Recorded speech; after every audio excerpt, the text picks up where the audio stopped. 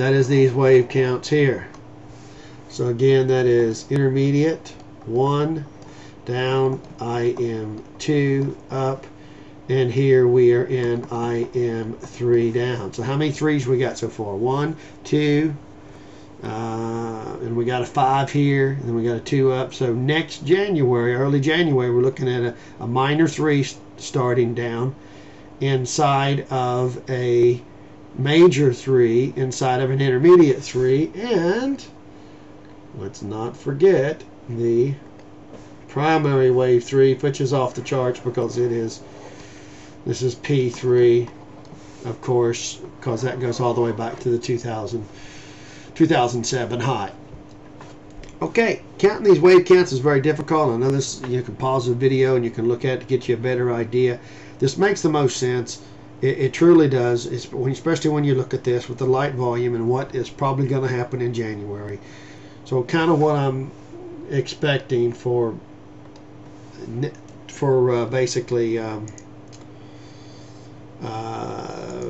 basically next week is for a continued move down in this channel to somewhere bottom around this area, and then rally back up the rest of the year.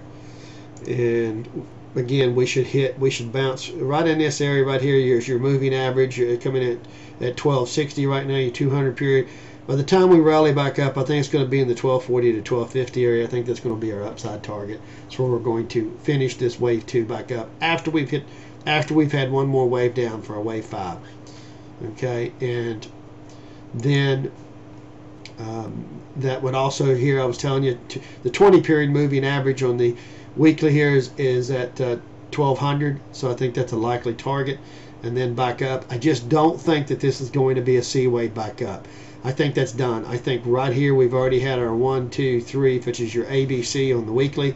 We've already had our big wave 1 down right there, and I think we're getting ready to start our wave 3 down.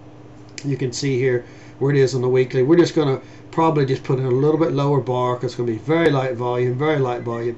Then by January we're going to fall off a cliff. Now I wanted to look here at the SPX here in this chart right here. What I wanted to show you here, and pretty much it's the same wave count.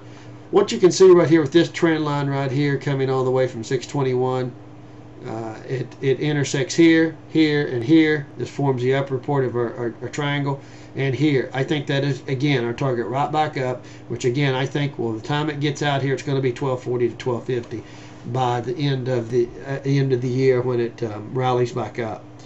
This here clearly to me looks like a wave 1 down, a wave 2 up for this this big white candle, and a wave 3 down, and then this sideways to uptail right here for wave 4. We've got a 5th wave down, and this is what I'm talking about, this whole zone of support.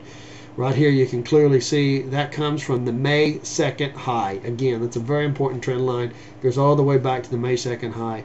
I do believe we're going to hit that. That is, again, is 1185 to 1190 areas where I think it's going to hit. Also the bottom of the trend line right here. This comes in at this area as well. By the time we get there, I think we're going to hit that as well. So that is another, this double support. And then you've also got this trend line coming down here, which all these kind of intersect here and kind of give me the idea it's going to hit here. It's also, you can't hardly see that right there, but that is the 78, actually it's like 78.8, I believe, percent retrace, 78.6 level right there at 1184 for the fib level from here down to here. So that's another reason that I think we're going to hit this area right here. So there's a multitude of reasons. I don't think we're going to go down here and take out this 1158 area, but I do think we're going to take out the 1200 area. So things will be right in the middle. And I think it's going to fool a lot of people that they think they're going to, it's going to go lower, and I don't think that it's going to go lower. I think that's where it's going to bottom at this week. Now, with that said, there's also an important story here I wanted you to go listen to.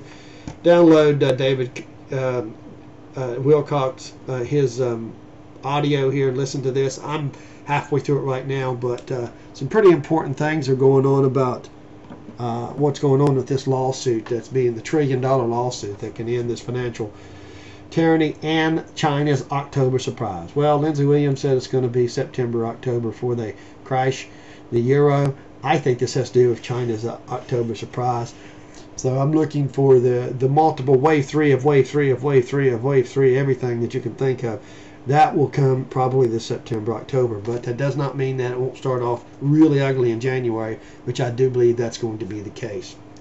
So I'm not going to make a long post out of this, folks. I'm just doing some technicals here. There's not really a lot on the dark side to talk about. Lindsey Williams really didn't have anything new. I've done said it. David Wilcox is his own thing. He's got a death threat on him.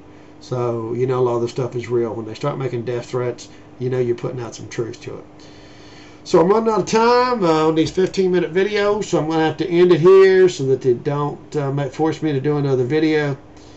I'll be on the blog very lightly, of course, because it's the holiday season, and I just don't see a lot going on. So I just want to wish everyone a Merry Christmas. If I don't do another post before Christmas, I don't know if I'll do one or not for Christmas. Of course, the next first of the year is going to get exciting. I will be doing a bunch of posts. But anyway, I ran over 15 minutes. I hope they accept this video. Thanks a lot, guys, and be sure to continue to post on the blog, even though it's light and I know you're busy. I do appreciate it. And I wanted to say thanks out to the person who sent me a donation, Christmas donation, which was very much appreciated, and that was Johnny T, baby. Thanks a lot, buddy.